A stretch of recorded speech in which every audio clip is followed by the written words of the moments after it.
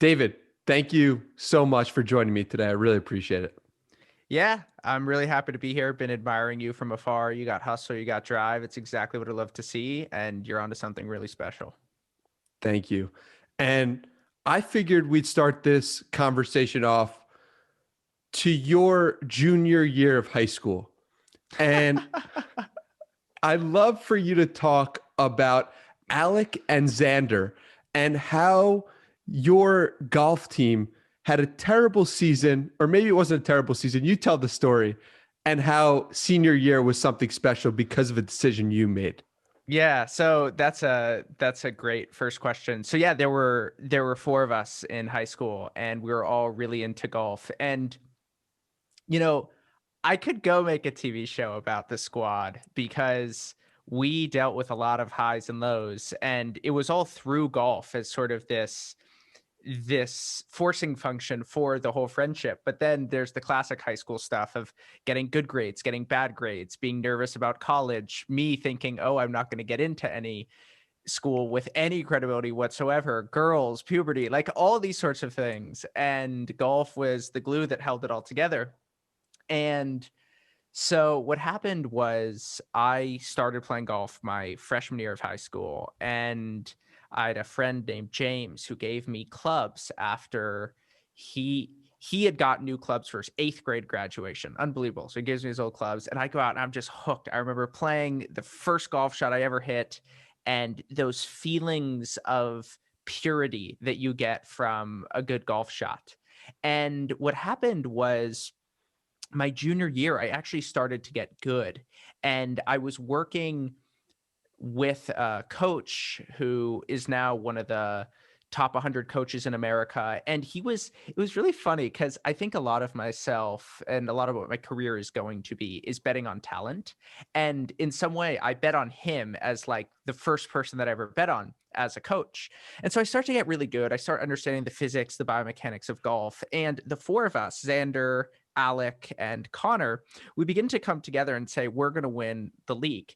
And, this was just like a high school, San Francisco private school league, like the least consequential thing ever. But, so much of life is inconsequential. And yet, to the level of the individual, if you take it seriously, if you give it your all, you can create meaning out of nothingness. And I think that that's what we did. So we lost the league junior year, and we got together. We said, we're going to do it our senior year. And we ended up really pushing each other. Our whole friendship was around this. And our senior year, it was the league finals. I was really nervous. It was at Harding Park in San Francisco, where they now host major championship golf tournaments. We all worked so hard, and we did come together. We ended up winning. I ended up playing terribly in that senior year league final. I shot like an 83 or something. I don't even think I made it in the top 4. The way golf works is you put out 6 people, only the top 4 scores count. But my peers really showed up. We ended up winning. And there's a lot of lessons that we can draw from those couple years, but they were some of the most formative years in my life. Just, I think that sports, there's a lot of lessons that you take from sports. You learn at a young age that there's certain things that your genetics allow you to do and certain things that they don't allow you to do. And I realized that I could be a good golfer, but having played with some professionals in high school and in college, I realized I was never going to be a great golfer. And golf for me was a story of joy and heartbreak and elation and pain. And I think it was every emotion that you begin to feel in life that I ended up feeling with the background of the fresh smell of freshly cut grass. Was golf a sport of solitude for you, or was it something that was a team activity, or was it both? It's a sport of internal turmoil. Hmm. Solitude makes it seem far better than it actually is. Golf is an internal battle. It's a war. It's a knife fight against yourself. And it is really a constant conversation. The only sport that I know that's like this at high levels is tennis. If you read Andre Agassi's biography, he opens it and he says, I hate tennis. And there's a level of me that hates golf, but hate and love are obverse to each other. And obverse is a beautiful word because it means that it's not the opposite and it's not the same. It's the same in certain ways, but opposite in other ways. And hate fuels love and love fuels hate. You only end up hating things that you had the potential to love. And golf for me is that. Um, it was a tough couple years, but also I think that the toughness that you feel and even the trauma that results from playing sports at a really high level is also the thing that allows you to look back at those moments in really fond ways. The way you just described golf reminds me of how some people would think of writing as well. Exactly. Of course. Do you think you are biologically wired for that type of love and hate for the same activity? Yeah. So here's how I think about it. I'm really good at one thing and I'm really bad at almost everything. But I think in life, it's important to understand what you're really good at and to define it well. And when I talk about the thing that I'm about to explain that I'm really good at, like, this is what I'm made for. Like, I am a tool that is made for this. And then I can just, it's a meta skill that I can apply everywhere. I'm really good at individual pursuits that can be tightly defined, that can be over time, they can have enough variance where each time that you do it is somewhat different. So that would be different from like a play. A play, you go to rehearsal and then you do the same thing every time. I cannot stand that. But what I love is things that are different every single time, but also they have enough similarities in terms of what you are able to do and what you're forced to do every single time you go out. Every single golf shot, in some way, it's just an 8-iron, which I hit 152 yards, and I know that that's going to be the same every time. But then there's the subtlety of the grasses, the wind, the temperature, the places on the green that I can hit and miss, and then things where I can basically just go for it. Like, there's no one stopping me from just getting obsessed with something and just going, working really hard, where then I can hire a coach who I can work with, who is really analytical and rigorous. I like things that are analytical, but not numerical ways. And once I can find that and I can see that there's good returns to doing that within this very narrow prism of the world, I just go for that. So golf, baseball at a really young age, learning to pitch, learning to write is the same way. Flying airplanes. I have my pilot's license, about to get my pilot's license. And I learned to fly in just about 3.5 months. Like, all of these things work the same way. And those are the things I get obsessed with. And I just devote my life to those crafts. And they're all the same thing when you look at them at a very meta skill level. And, there's this line that people say in a very derogatory way. They're like, oh, if you have a hammer, everything looks like a nail. That's really bad. And I call BS. Go build your hammer. Go find the thing that you're really good at. Go find your personal monopoly and then literally just look for nails and bang the heck out of them. Just look for nail, nail, nail, nail, nail, and just say, I am so good at this. This is right in my wheelhouse, and just go, pow, pow, pow, pow, pow. So that's what I do. Makes But like, complete if it wasn't sense. writing, it'd be photography. If it wasn't photography, it'd be music. It would just be something within that meta skill, which is just so deep inside of who I actually am. What has flying taught you about life? It's a completely different perspective on everything. Yeah. So flying has this great lesson that it gives you. So what you do before you fly is flying is super rigorous. Like, I didn't really realize this, but it's very demanding, and it has a phenomenal culture of safety. And you're very influenced by the culture of the military too. And I told my instructor this week, I've spent more time following directions in the last 4 months than I have in the last 14 years, because I didn't really follow directions, but once I get in a cockpit, I really need to. And one thing that flying does is you deal with checklists. It's sort of flying in surgery that are really dominated by checklists. And Atul Gawande talks about this in his checklist manifesto. And what you do is you go off and you do this pre-flight check before you take off. So you go and you sump the fuel, you make sure that the oil has enough, but not so much. You make sure that all the nuts and bolts are in. So you check the ailerons, you check the rudders, all that sort of stuff. You go and you check out everything individually and you follow this checklist. And I think this is how a lot of modern people think about life. They're going to be very specialized and they're just going to follow the checklist. They're just going to follow the rules. And if all the little things make sense, then the big thing is going to add up. And it's a very sort of scientific way of thinking that has brought a tremendous amount of progress, but it's basically saying that what we're going to do is we're going to break the world down into its fundamental parts. We're going to focus on all those parts, and then we're going to make the assumption, and this is a big time assumption, that we can get from the fundamental parts to what the end result is. But if you study complexity science, there's an idea called emergence, and it basically says that more is not more is different. There are properties that emerge. This is why we can't break down all the individual parts of the brain and then recreate human consciousness. So back to flying. So what you do is you go around, and then at the end, you do this great thing where you just look at the airplane from 15 feet away, and you just walk around. And I don't know what it is, man, but you always find something that you missed, something that you didn't check. You get this intuitive feel of, am I good to fly today or am I not good to fly today? And I think that as a society, we should normalize this a lot more. And this is part of the reason why I'm really into aesthetics as a way to think about how society is. Because I think that fundamentally, if a society is getting uglier, if a culture, its architecture, its roads, the way its cities are structured aren't as beautiful as they used to be, that's sort of like looking away at the airplane.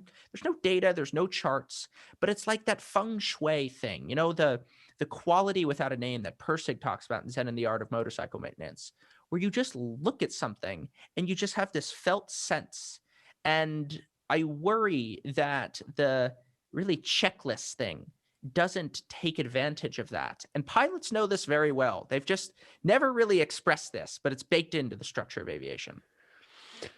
So how do you bring that to your life in a day-to-day? That knowledge of the airplane, that knowledge of beauty that you've learned from airplanes. What have you done to bring that into your day-to-day life?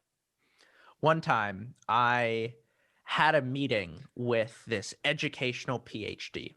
She was a big deal. And the guy who set up this meeting was like, show up early, pay attention. This is going to be transformative for your course and for your business. Oh, great. So I skip over to the meeting, turn on Zoom. We start talking to this woman. She's got this big bookshelf in the back, super erudite, wall filled with degrees, all this sort of stuff. And she starts talking to us about what the business is like. How are we doing in terms of educating people? And she looks at my co-founder and director of student experience, Will, and she's like, hey, Will, how much experience you got? And Will's like, I have about 6 to 8 months worth of experience. And you could just see this look of judgmental disgust on her face. And Will starts feeling really bad. And, you know, I'm kind of getting a kick out of it because I just love hanging out with people who are just nowhere near credentialed for what they're able to do. So we keep going on. She's like, all right, gents, what metrics do you have for your, in terms of student outcomes, NPS score? How about, how do you test students? What kind of surveys, questionnaires do you do? And we're like, ma'am, we do absolutely none of this. And so she's just like, who the heck are these people? And I mean, the background here is I run a writing school called Rite of Passage, and people seem to love it. And the business is really successful. We do none of these things because what we do is, rather than thinking about things super quantitatively, and surveying people and just dropping people with all that sort of stuff, we just get a bunch of qualitative feedback through the Zoom chat, through responses that we just curate, maybe emails that people send. And then at the end of every cohort, Will, who I talked about earlier, and we sit down and we go through every single relevant response and we read all of them. And we say, what are our priorities here? What aren't our priorities here? And then we just trust our gut for what to improve. And that's sort of that big picture thing. How do we feel? What was the vibe? What was it like for our students to go through this course? And then every now and then a couple students ask for a refund, and we ignore 95% of refund requests in terms of having conversations with them and their suggestions. But what we do is when somebody asks for a refund that we think is really onto something, we listen. We really listen. And after our third cohort, or fourth cohort, actually, a student named Matthew, he gave us a refund, or he wanted a refund, and he hopped on the phone with us. And I remember I was sitting in Mexico City. We're having this conversation, and he's like, these are all the things I didn't like about the course. And I said, you're right about that. You're right about that. You're right about that. You're right about that. We wrote everything down. I responded to him with a full paragraph of all the things we were going to do. He was so heartwarmed by the fact that we actually listened to his advice that not only did he say, you know what, keep the money, but his girlfriend, who was in the course too, you know what, keep her money too, even though we both didn't like the course. And we just listened to that one piece of qualitative feedback. And from there, I went out and I built a whole writing curriculum. I probably ended up writing 70 articles about writing. And we just turned on a dime based on what he said. And I guess my point here is that one of the nice things about running a business that doesn't have millions and millions of people and doesn't aspire to take over the world is that scale dehumanizes things. And the human condition is not designed for scale. And so when you only have 350 or 400 students in a cohort, and you have alumni mentors that you trust, and you actually become friends with the students, and you actually get a chance to read their writing, and you get a chance to know a lot of your students, you can actually evaluate things qualitatively, and you can trust your intuition, which is really the wisdom of evolution. And then you don't need to be so numerical about things. And I think that that's why that PhD professor was just wrong. She was getting too scientific about things and not trusting the heart and the soul, which is what we try to do. You've said that your priorities for rite of passage changed at one point, where maybe in the beginning you wanted it to be as big as possible, but then you realized that you didn't want it to be that way. Can you talk about how your vision has changed over the years? Yeah. So I don't know. I think that it was born out of some kind of insecurity. So I used to have 1,000. Now I have 999. So knocked one out. And I think that I used to think from just being too plugged into the internet matrix that if I didn't build $1 billion business, that I was in some way going to be a failure or something like that. I mean, I grew up in San Francisco during arguably the biggest wealth creation boom in human history. So don't be too hard on me. You know, what I grew up seeing was tremendous amounts of wealth being created. I remember I had a friend, just to give you an idea, like I had a friend who in high school, his dad was one of the co-founders of a company which sold to Google for $750 million. And I remember him coming to school in a limousine like the day after that. And I was like, oh, this is just totally normal. And don't get me wrong, in like actually being around extreme success is very empowering. And it's very edifying in terms of what you can actually do with your life. It makes things that feel like faraway fictions feel like close-up potential realities for yourself. But at the same time, I had that idea that I needed to build a billion-dollar business in order to be successful. And then I confronted the fact that I wasn't cut out to build a billion-dollar business in a lot of ways, that I didn't want to live the life required to build $1 billion business. And that in many ways, money actually had diminishing returns in my life, that once I could live comfortably, it actually wasn't worth going into high gear. And I began to appreciate the art of writing at a really deep level as well, basically saying that actually this is what I want to do. And I got to a place where I liked my work enough, at least the stuff that I did, that if I could just do more of that, then that's what I wanted in life. And I didn't need to make just stupid amounts of money, right? Like the equivalent of like sitting in a bathtub and there's money flowing outside. And like a lot of people aspire to that. But to me, it wasn't worth the trade-offs.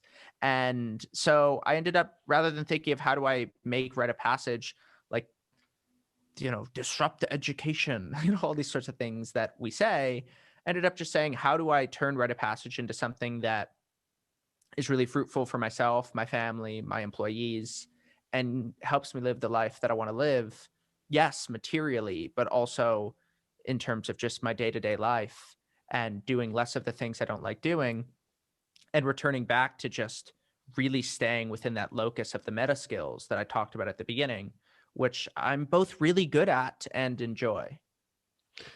Sounds very self-aware, my man. And how do you build that self-awareness? Oh, it's really simple. You just try a lot of things and you just fail a lot, and you put yourself in situations that you actually despise, and you actually never really learn what you want to do. You just learn what you don't want to do. And then you end up discovering what you want to do through some kind of process of deduction, not induction. And people get this really wrong. So one of the things that I had as a kid was my parents, they just put me into everything. It was insane. I tried so many things that I despised. I played the clarinet, I played the saxophone, I did theater practice. I went to camps where I was the youngest person by 5 years, went to public speaking sleepaway camp. Who the heck does that? I played baseball, basketball, soccer, golf. I played ultimate frisbee. Like I did so many, I did chess after school. I learned Spanish, I learned Hebrew, like so many things, right? And you just do those things and you keep doing them. And then you sort of get on that. I'm just always trying things. And for example, one of the things that I learned from doing theater was that I don't like things that are too repetitive. My sister, for example, she's really into that. She was a magnificent dancer, but I could have never done dance. It would have never worked for me. Whereas golf had enough variance in terms of what I needed. Another thing that I learned was that at a young age, and actually I would add this to the meta skill point that I said earlier, don't know why, I am extremely good at becoming friends with older people. Just extremely good at it. And I love it. I love hanging out with older people.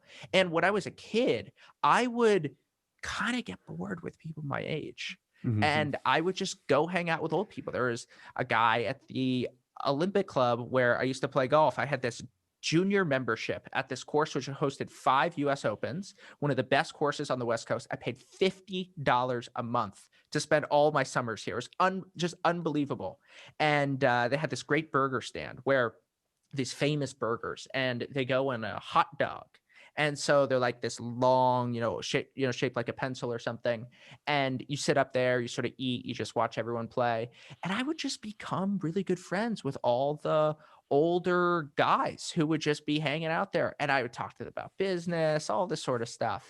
And even like I would go to my friends' houses and I would always become good friends with their mom and dad. Like it was just always a thing. And I sort of learned that about myself. And I remember like I was bullied a lot as a kid, which was no fun. And a lot of that was because I was the youngest person at a lot of the things that I went to. So I remember one time I went to Embry-Riddle flying camp, and I was the youngest person at the whole camp by 4 years, which basically just made me the laughing stock of the entire place. And I was a small kid growing up. I was thin, I was scrawny, and I did not hold my own at all. But moments like that made me realize made me learn how to spend time with older people, and realize that like older kids who were just a couple years ahead of me, like really bad things happened. But then when I went and hung out with people who were 20, 30 years older than me, then really good things happened. And so, there are just a lot of things that I just hated and I despised, but you then end up learning what it is that you're good at, what it is that you like doing. What do you recommend? How do you form a relationship with someone who's older? So this is what people get wrong about mentorship. You actually have to provide as much joy as they provide you, and you have to teach them as much as they teach you. And the thing is, when you are young, especially now that we're in this weird convoluted world where generations are now like 5 years. So the way that we used to think of generations, like the silent generation, the boomers, Gen X, like all these sorts of things, they're generally 20, 25-year blocks. But now I hang out with people who are 5 years younger than me. I'm like, you are like an alien species over here. Like, you know how to use the internet. You know how to do things in ways that I don't even know. And so what you do is you bring a lot of things to the table to them, and you just know that, and you say, what is it that I can bring to this person?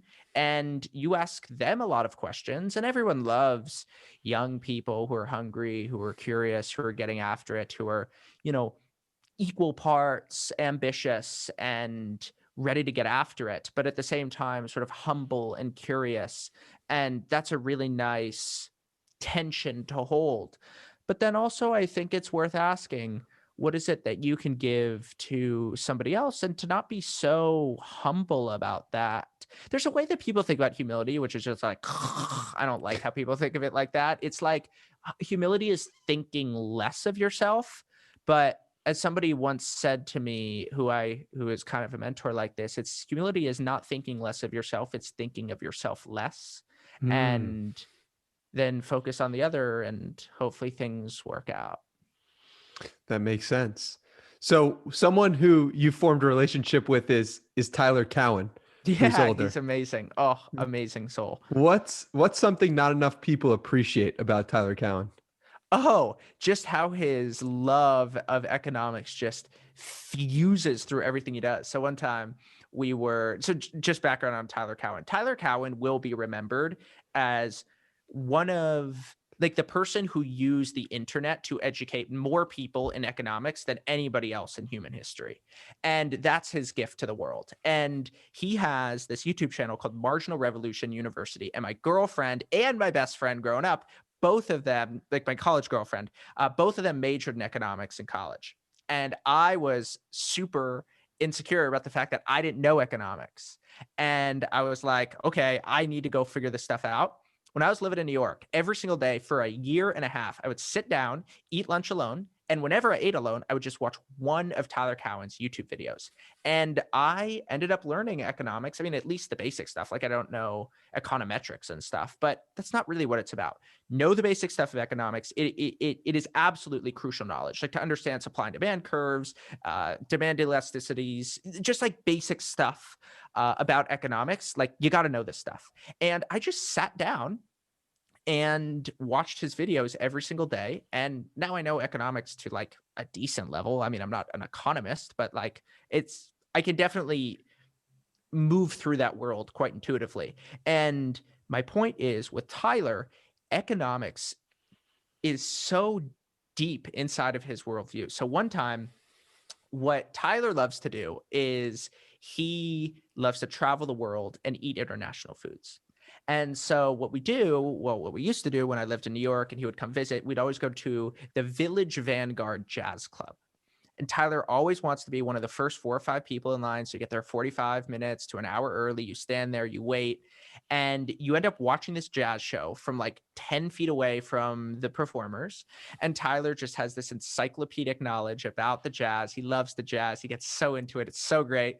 And then you just walk back with him, maybe back to his hotel or something like that. But this one day, we didn't have time for a jazz concert. So we met at Hudson Yards at the El Mercado Spain restaurant.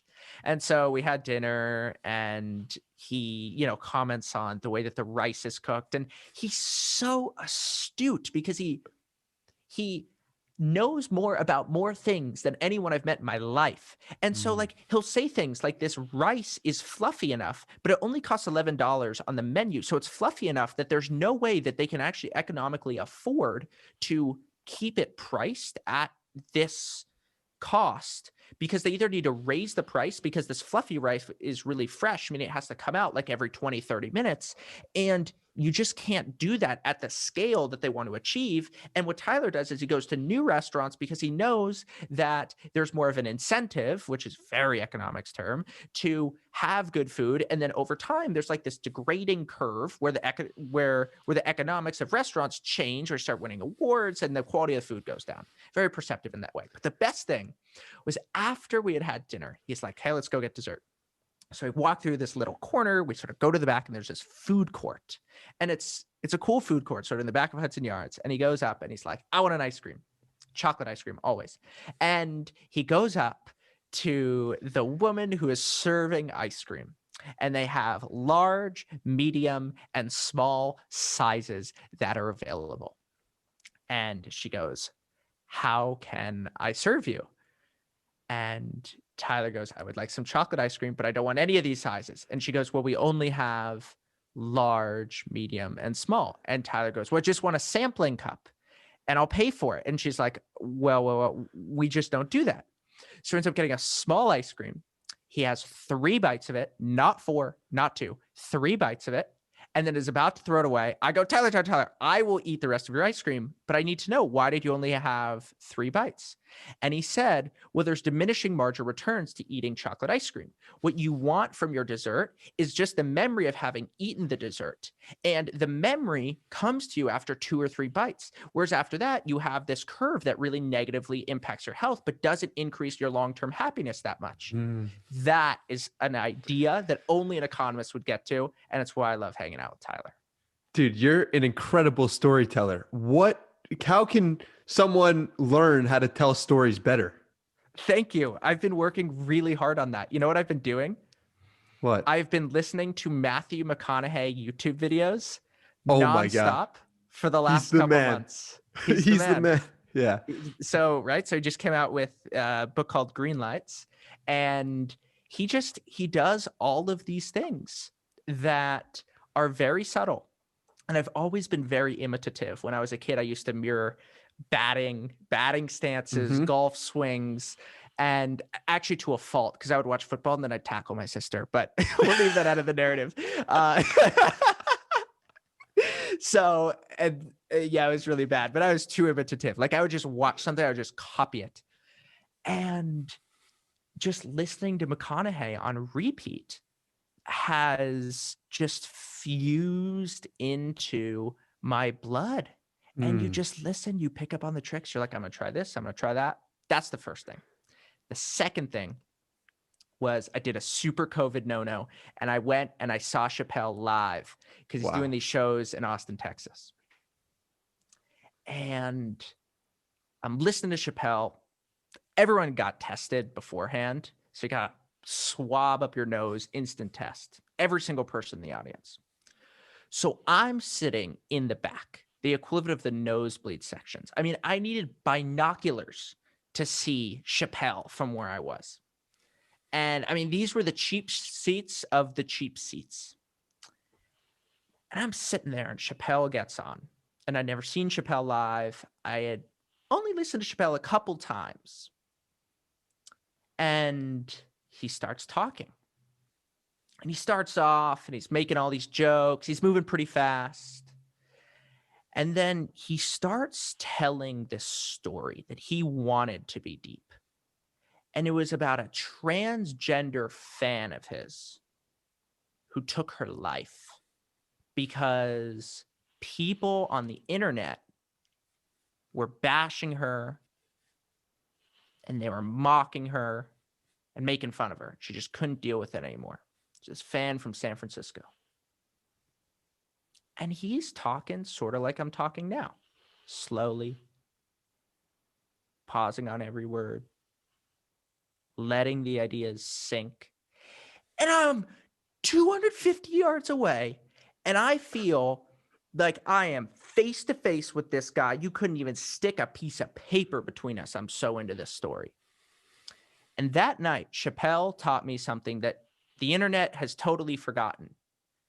That you don't need to go fast to keep people captivated.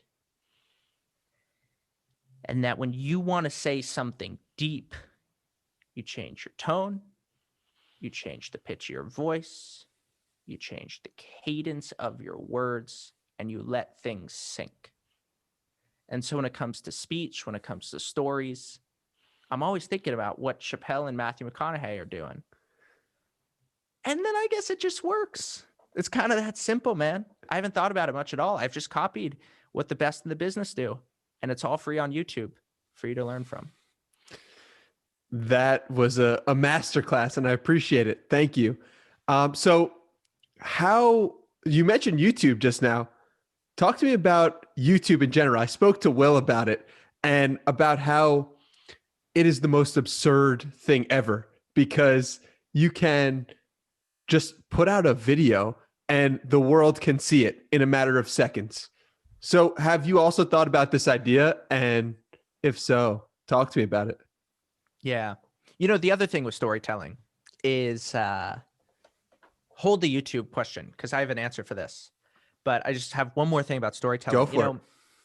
So I had the opportunity to interview Neil deGrasse Tyson, and he was the 7th guest on my podcast. I was 22 years old at the time, and I interviewed him the day that his book, Astrophysics for People in a Hurry, came out, which I think was, I mean, it was definitely one of like the top 10 bestsellers of all books in 2000, and I want to say like 17 or 18.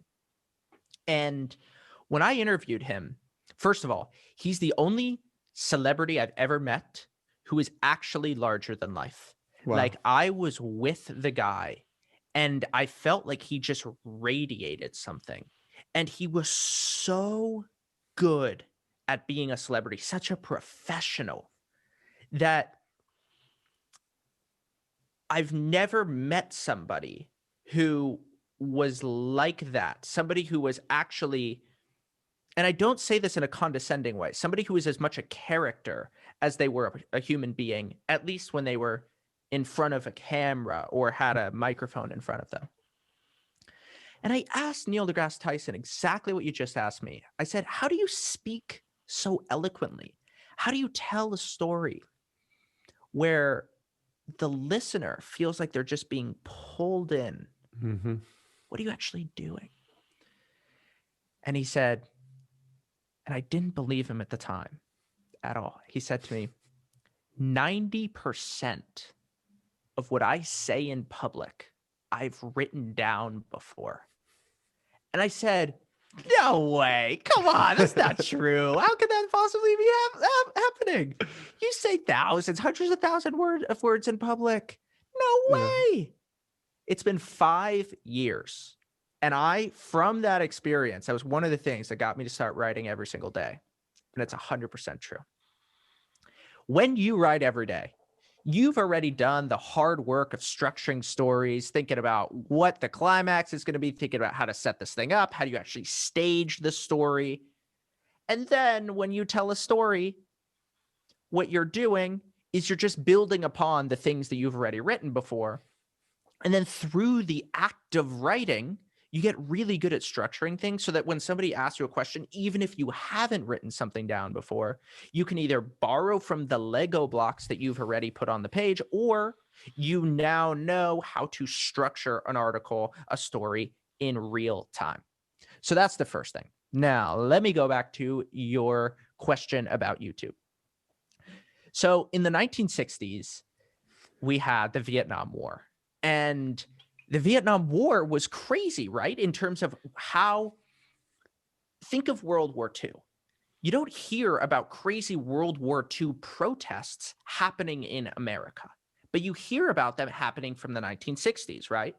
There's a lot of reasons for this, but one of them is television, where if you look at the number of people who in 1953 and 1952 had a TV and compare it to like 1962, it's one of the fastest technological adoption curves in human history. And with the Vietnam War, what happened with it was images carry emotion with them in ways that text doesn't. And you can read all you want about something, but if you see an image, or worse, a video of bombs happening all the way in the other side of the world, and now it's actually in your living room, you are now experiencing the war, not nearly as bad as, of course, the people in Vietnam are, but you actually have an emotional sense of the severity of war that then leads to protest. So the 1960s, there was a shift in human consciousness that the media theorists, Neil Postman, Marshall McLuhan, all that group, that they realized that you could consume from anywhere in the world now into your living room. And that was a big change. And through the 20th century, we really built upon this. And now what's happening with the TikTok generation, the reason why TikTok is so sociologically significant is that now kids in their bathrooms who are 12 to 14 years old, who are just hanging out on play dates, are realizing that you can produce something for the entire world to see. And this is fundamentally what the YouTube generation is all about.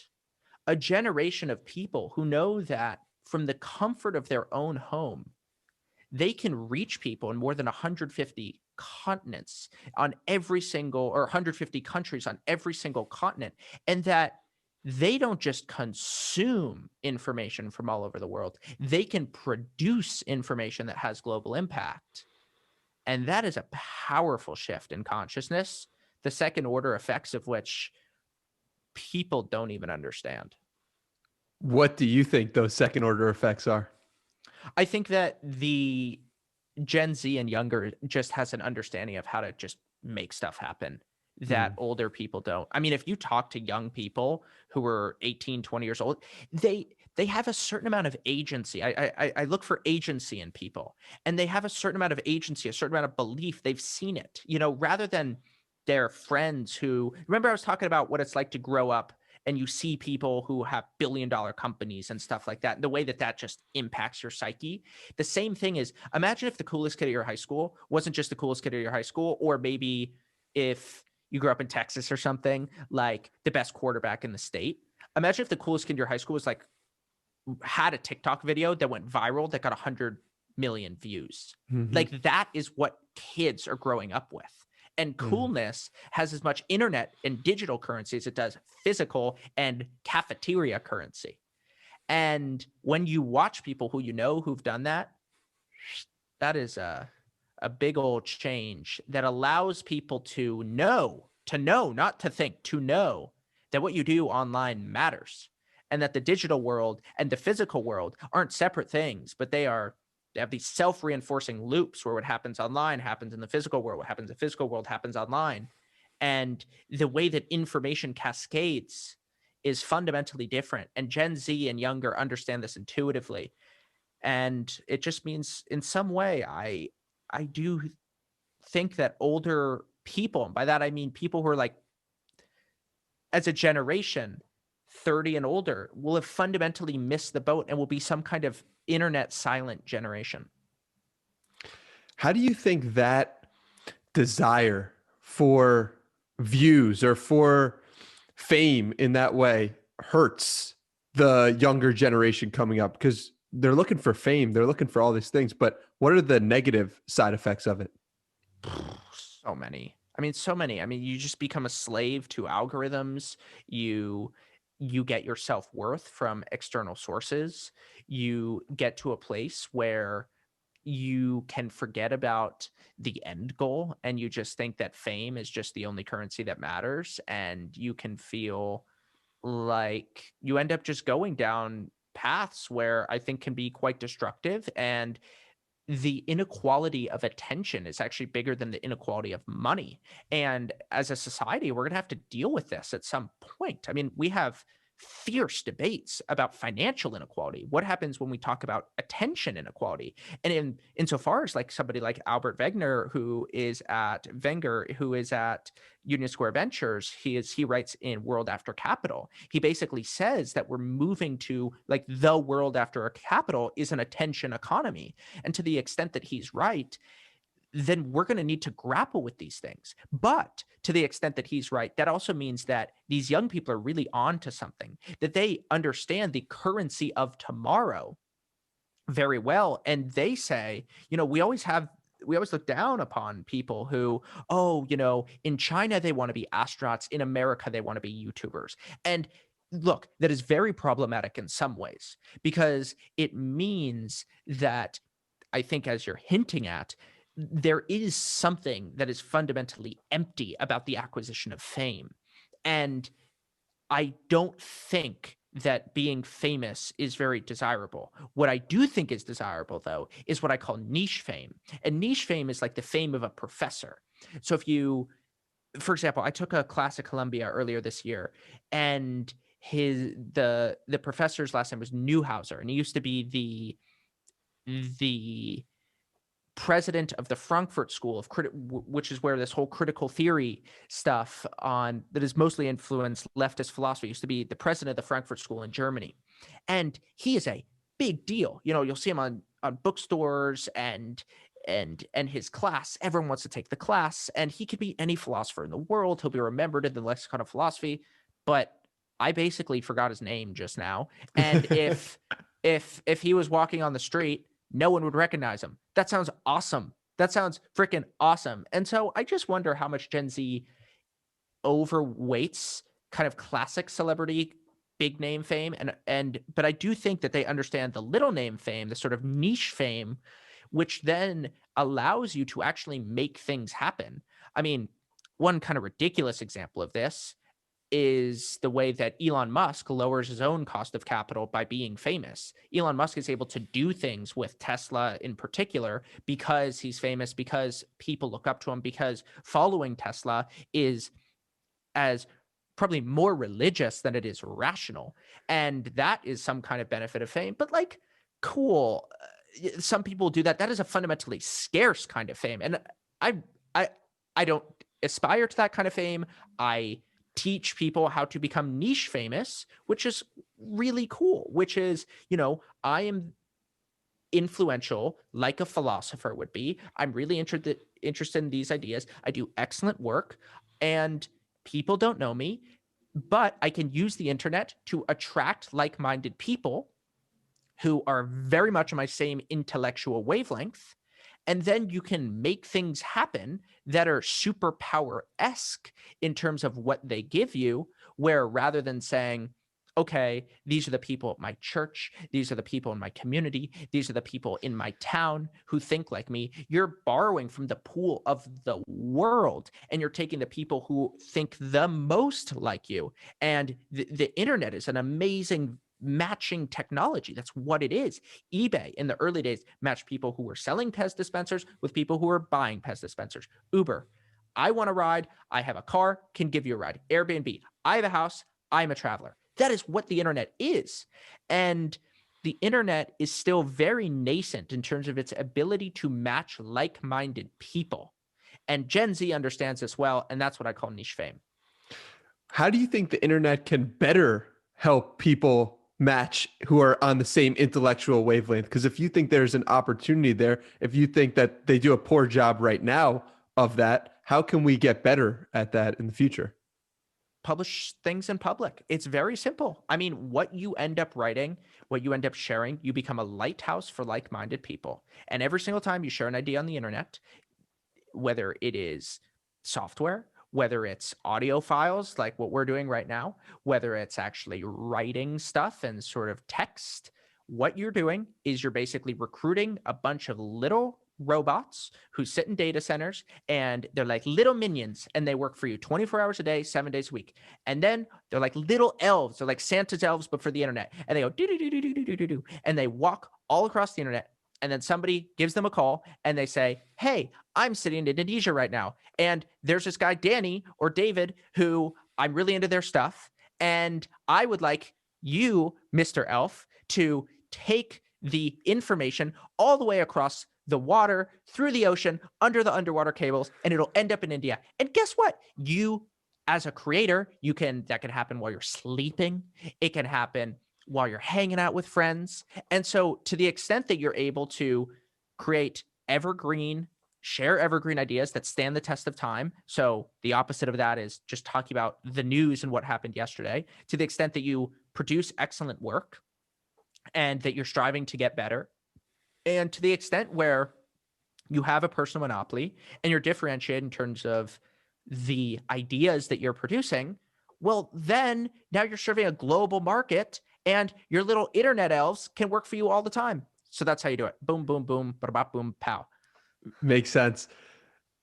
Switching gears kind of a little bit, is something a lot of people don't know about you, I'm sure, is that you did over 100 days of vlogging in a row. And you you did this. I think you looked up to Casey Neistat at the time. And so those little elves, I guess, didn't work for you that much at that time. And so talk about why that experiment, quote unquote, failed and what you learned from that experience. Yeah. So the way I do everything is I imitate, then I innovate. And what that means is when I was in college, I used to watch Casey Neistat's vlogs every single night. And I went to school in a small town in North Carolina. And I, having grown up in a big city, felt very limited by my geography. And I felt like it was so frustrating. I felt like, so I got horrible grades. Like, I don't know how to say this in a way that has the weight that it requires, but my grades were so bad. And people, I actually give people a lot of credit. Like, there was a professor, his name was Phil Jones, and then my fraternity advisor's name was Phil Smith. Then I had a fraternity brother named Jeff Baldetti. The three of them are the ones who I'll really credit with this. And after my freshman year spring, I got a 2.3 GPA. And my parents want to pull me out of college because I wasn't learning anything. And they were worried that I was drinking too much. They were like, "You're an alcoholic." They were probably right. They were probably right. And I just I had nothing going for me because this was right around the time when I realized that I wasn't gonna be able to play. I just wasn't good enough to play college golf, and it was really heartbreaking. And once you give something everything and you realize that that thing isn't gonna work out for you, it's really hard to make the transition because it's kind of like a breakup with a hobby. Like when you break up with someone, the reason why it's so painful is because you have to regain a lot of your identity. In a good relationship, a lot of your identity is actually wrapped up in the other person, it's sort of outsourced to them. And then a lot of their identity is sort of within you, and it's sort of a trade that you make. And a very similar thing happens with hobbies. And not even hobbies, like lifelong pursuits, or pursuits that are totalizing in the way that they have a grip on you.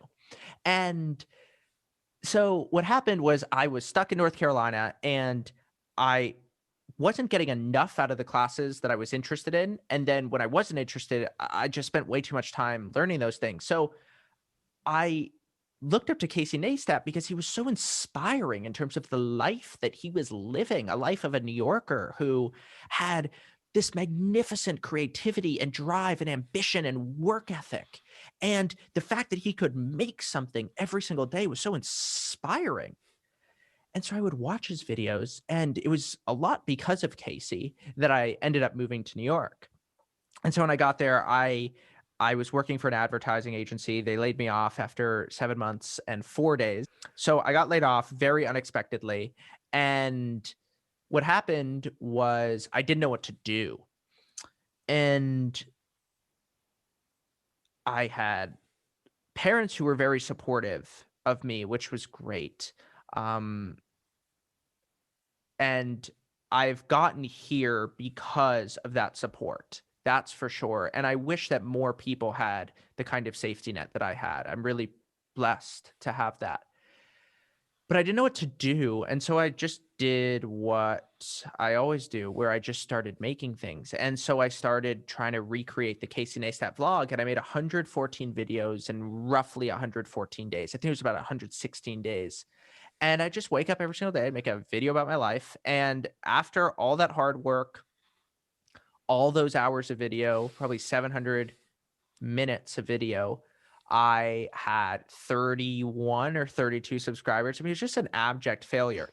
But, when I was talking about earlier that you only realize what you actually want to do through a process of deduction, not induction, what I realized was that video actually wasn't the best use of how my brain worked. I was much better in text, and that editing was very time consuming, and I didn't want to spend as much time editing. I just wanted to be reading and sort of dealing with text. And so then I sort of transitioned into writing, and I would have only gotten to writing through video. So it's like a lot of life is failures that end up becoming successes.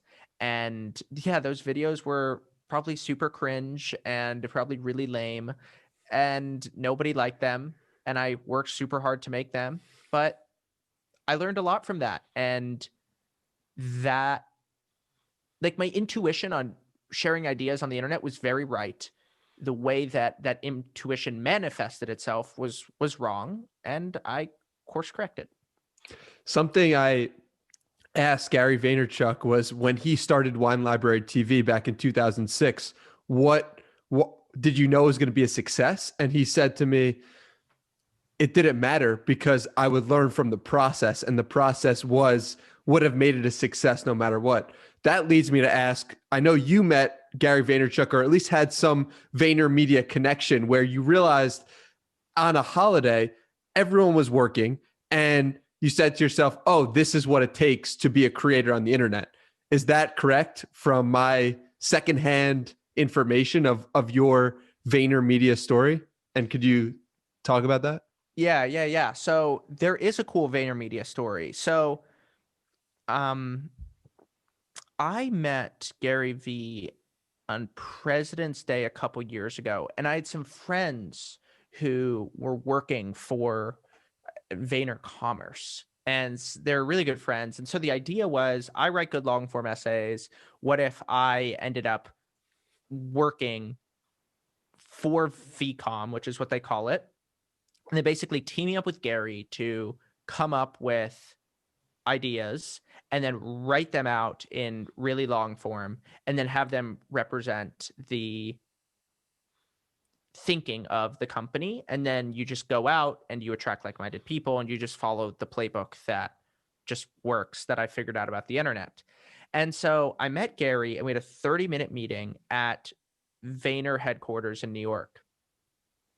And, Gary really puts himself out as very much like of hustle culture, of a lot of sort of the breed of internet entrepreneurs, which I've tried to go the other way from.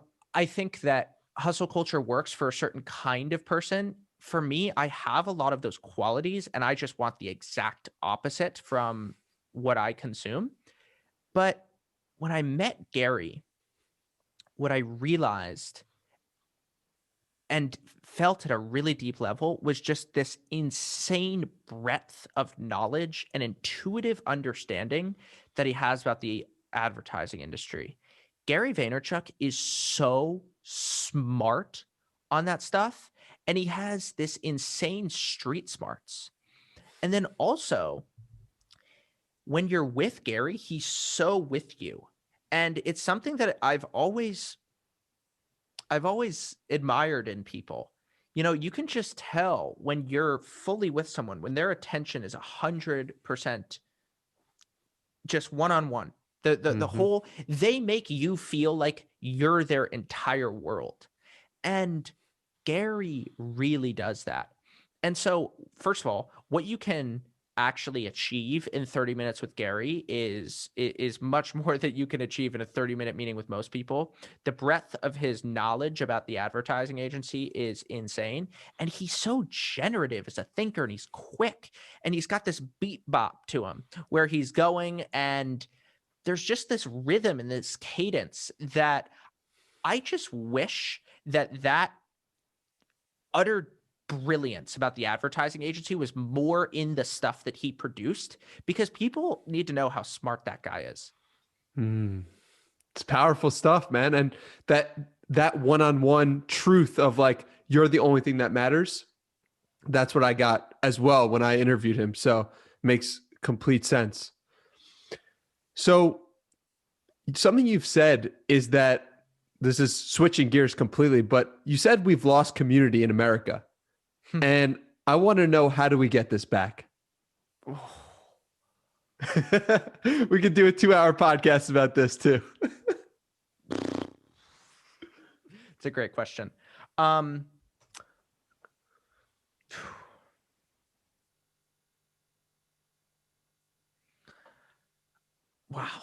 I mean, how deep do we want to go here? There's levels to this. So you can either start at the beginning, or you could start at the end. And let's start at the end. We got to get back. For a certain kind of people who want community, we need small groups where people can come together. And one thing I'm really seeing is the number of friends that I know, men and women, who want to live in compounds and with friends. And so rather than giving you a very top-down answer, what I will say is that I lived with a group of, there were 6 of us. We all moved down to Austin together. We found this sweet Airbnb and we all lived together. Place was half the price of my New York apartment. And that is how humans are meant to live. Not super alone in a way where you don't see people in a way that you're super individualistic. And what was really fun is like we would set goals together every week. We would cook together. We would spend the weekends just doing different activities. And then what was so nice was all the activities were way cheaper because we could just split the cost of those activities. And I think that that is something that young people want and feel intuitively. Young people really like our friends. And I think that there's a lot of reasons for this, but I think that we want to live with friends a lot. And I think that that's just where I would start. I know a bunch of people who are working on small towns and like creator villages, and there's TikTok houses and all of that. And, it's sort of like this idea of squad wealth, that you have your friends. That's not my term, but you have your friends and the friend group rises. And, this is something that we've thought about actually as friend groups. We've started trying to piece together and structure what this would actually look like contractually, but almost like timeshares meets ISAs for your friends. So what you do is you pick a group of people who you really admire, who you want to spend many years with, and then you own houses together, you can finance travel together. Then what you're basically doing is you have an option on any of them becoming super wealthy, and then that would then go back into the friend group. I mean, we haven't figured this out. It's something that I'm very open to with the right people. But I think that the internet has this communal element that's beginning to emerge, which is really cool, of people knowing how to organize and sort of create groups, and sort of like the way that your group chat, it becomes named and then it becomes a thing. Like we have the Lindy Literary Society, which has this whole set of meetings that and sort of inside jokes. And then we have another thread that sort of is for casual parts of that thread. And then we have, stuff from college group chats and all these sorts of things where like group chats become their own sort of squad now. And I think that whatever way that we end up restoring community, I know a lot of people who are doing co-living, I think it's sort of through the lens of a group chat and just the rampant individualism of America, where we're even divorced from family, and where we don't take pride in what our children and what our grandchildren are going to do. I mean, I want to really contribute to the family name. That's something that I think about too. It's not just friends, it's family. I want to benefit from the hard work of my parents. They've given me so much, and I want to give that to my children. I want to give it to my grandchildren, my great grandchildren, and have this lineage of people who as my family history is, left from the ashes of the Holocaust and hopefully, like a phoenix, rose up in the country of America and made it here. And we know that that will take centuries in order to do, but that's sort of the project that I'm thinking on, sort of these longer time horizons. And there is something very empty about individualism that I've come to see, that my mediocre successes and wins that I get to share with people that I love feel far greater than my grand successes that I only get to share with myself. There's no question about that. I love how you brought family into community, because I think when I thought of community, I thought of just friendship, but it's really true. You have a community with your family as well. This has been a lot of fun, David. Is there anything else you want to add? Any topics you want to explore before we wrap this up? No, man, this is a blast. This was a blast. You're a great interviewer, and I really appreciate your excellent questions today.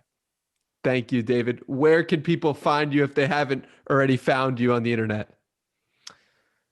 So I have my own podcast called the North Star Podcast, where I interview people like Trevor Bauer, and I write on my website, Perell.com. And I'm on Twitter at David_Perell. And if you go to those three places, you'll end up finding the whole rabbit hole. But, you know, if you want to learn to write, I didn't talk about writing as much on this podcast, but I do have a email series called 50 Days of Writing, where you'll receive an email, 50 emails in 50 days, each with one piece of tactical writing advice. And people seem to get a lot from that. So you might enjoy that. Those will all be in the show notes at DannyMiranda.com/podcast. Thank you again, David. This has been a pleasure. Thanks, Danny.